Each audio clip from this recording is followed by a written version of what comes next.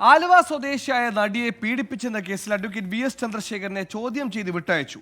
ആലുവ സ്വദേശിയായ നടിയുടെ പരാതിയിലാണ് പോലീസിന്റെ നടപടി. ബലാത്സംഗ കേസിൽ നടൻ സിദ്ദിഖ് നൽകിയ മുൻകൂർ ജാമ്യാപേക്ഷ സുപ്രീം കോടതി തിങ്കളാഴ്ച പരിഗണിക്കും.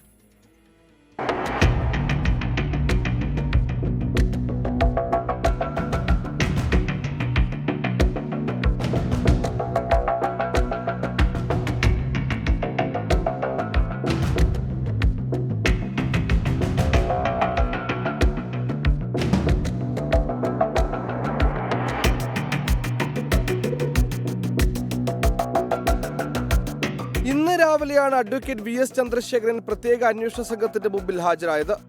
കൊച്ചിയിലെ തീരദേശ പോലീസ് ആസ്ഥാനത്ത് അന്വേഷണ സംഘത്തിന് മുന്നിൽ ഹാജരായ ചന്ദ്രശേഖരനെ 3 മണിക്കൂറോളം ചോദ്യം ചെയ്ത ശേഷം വിട്ടയച്ചു. എറണാകുളം സെൻട്രൽ പോലീസ് രജിസ്റ്റർ ചെയ്ത കേസിലാണ് നടപടി. ബലാത്സംഗ കേസിൽ നടൻ സിദ്ദിഖ് നൽകിയ മുൻകൂർ ജാമ്യാപേക്ഷ സുപ്രീം കോടതി തിങ്കളാഴ്ച പരിഗണിക്കും.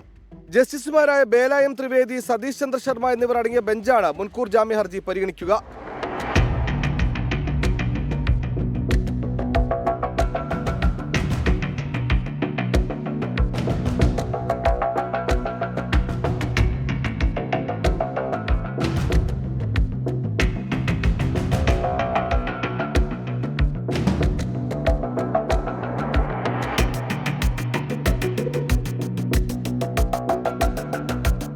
സിദ്ദിഖിനായി മുതിർന്ന അഭിഭാഷകൻ മുകുൾ റോഹ്തക്കി ഹാജരാകും.